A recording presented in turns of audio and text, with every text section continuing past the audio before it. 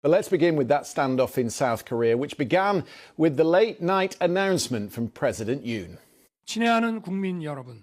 I hereby declare an emergency martial law in order to defend the Free Republic of Korea from the threat of North Korean communist forces and to eradicate the shameless pro-North anti-state forces that are depriving our people of their freedom and happiness.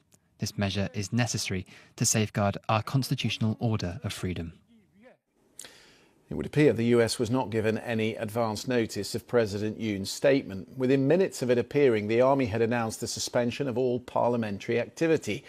Protests, they said, are banned under threat of arrest, and the media was censored according to martial law. But that had not stopped thousands of protesters coming out onto the streets, nor did it stop the opposition lawmakers from fighting their way into the National Assembly, past soldiers and police who tried in vain to prevent any access. An army helicopter landed on the roof of the Parliament building.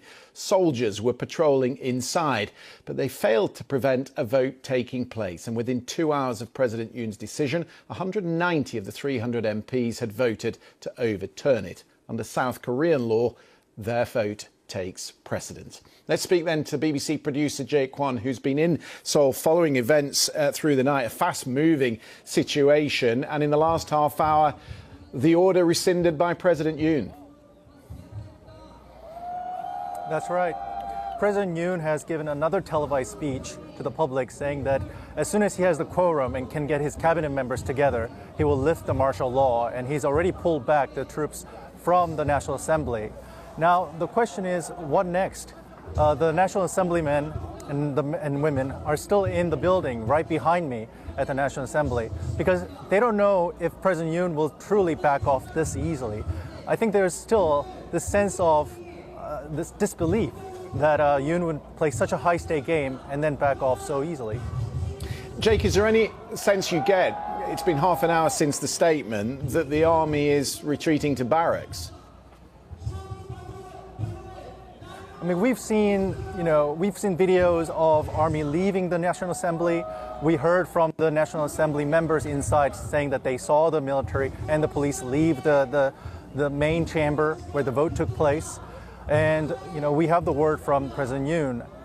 I think they're staying put because they're seeing a small chance that Yoon would do some kind of other subterfuge. I think the protesters are here and they're not going away anytime soon. You can hear the kind of blaring speeches given by angry protesters. And then there you can also hear the singing because they want to stay here until truly all the military, all the police had gone home. Jay, where do you think this leaves politics in Seoul tonight, and particularly the position of the president? Now, the president has been keeping mum about what next. I mean, he just did his televised speech, and that was it. In terms of what the main opposition party will do, I think there is a bit of a consensus among the opposition party members that Yoon must now either step down or be impeached. I think the two lawmakers inside the National Assembly I spoke to said that this is a pretty universal feeling amongst the Democratic Party, who has nearly enough seats. They just need a few more defection from the ruling party to get this motion. I think there's a sense across the board that Yoon had crossed over some kind of line. And we will see what happens next. But things could move very quickly in the next week. And presumably, given the result of the April elections, the support of the people will be with the lawmakers and not with the president. This president has been very, very unpopular. His approval rating has gone down below 20% in recent weeks. And a lot of people, both on the right and the left, has been quite dismissive of the President Yoon. And this is partly why President Yoon possibly had been pushed to this kind of desperate move. Can you just take us back to the moment in the night when he made this announcement? Because it's worth just considering the perpetual threat that South Korea is under from its near-nuclear armed neighbour. When a president comes on national television and makes an address that martial law is in place, what is the first instant reaction of people in South Korea? I think there were people who were watching this announcement who were confused that maybe some kind of invasion, some kind of attack or provocation from North Korea may have happened, considering the wording of President Yoon. But quickly, I think there's a sense that North Korea is not their primary occupation. I mean, of course, we in the West see Korean Peninsula primarily through the eyes of geopolitics, but South Koreans, their main headline for the last few weeks has been about domestic politics. So when Yoon brought up North Korean threat to enact this martial law, I think a lot of Korean people were flabbergasted or simply did not know what to make of it. And even in his last speech saying that he will soon lift the martial law, he still repeated this claim that there's this force against him and against South Korea.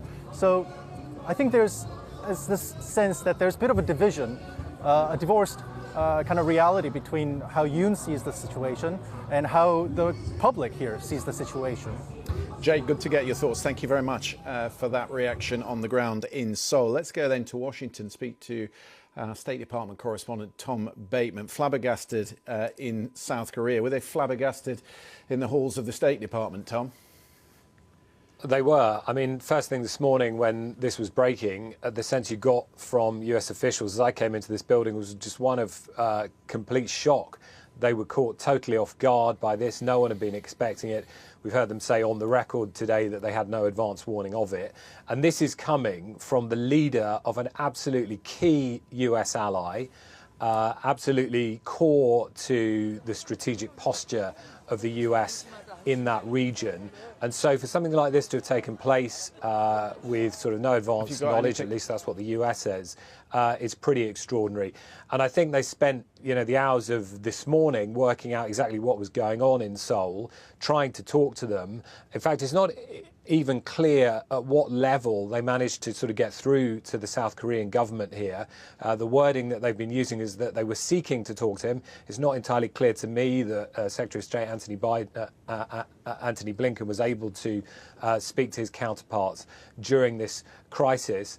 And now here we are at the apparent end of this particular moment of it, with President Yoon saying that martial law will be lifted. And I think the US just wondering what on earth has happened. And it's not over yet, as you were just hearing from Seoul, because I think what this does is shake, a very, very sort of important relationship for the United States, because this is a strategic relationship. But at the same time, the US has always tried to back that up by presenting South Korea as a beacon of democracy in the region. And so for this to have taken place, I think they're going to be really worried about how easily and just how fragile it appears that South Korean democracy is. Yeah, I mean, of course, there's always the danger when there's instability in South Korea that one of its neighbours might try and exploit that disorder. And that quite clearly has implications for US security because they have significant installations in South Korea. Yeah, I mean, these are two key allies. The US has around 28,500 troops stationed in South Korea. They have very wide-ranging defence and security pacts, a mutual defence treaty, which is all designed as a sort of bulwark against the threat as they see it as that comes from North Korea. And not just that, but it has regional implications because the Biden administration has continued to foster a relationship with both Seoul and Tokyo that acts, as they see it, as a bulwark against both North Korea and what they see as the sort of expansionist aspirations of China. So it's incredibly important, that relationship.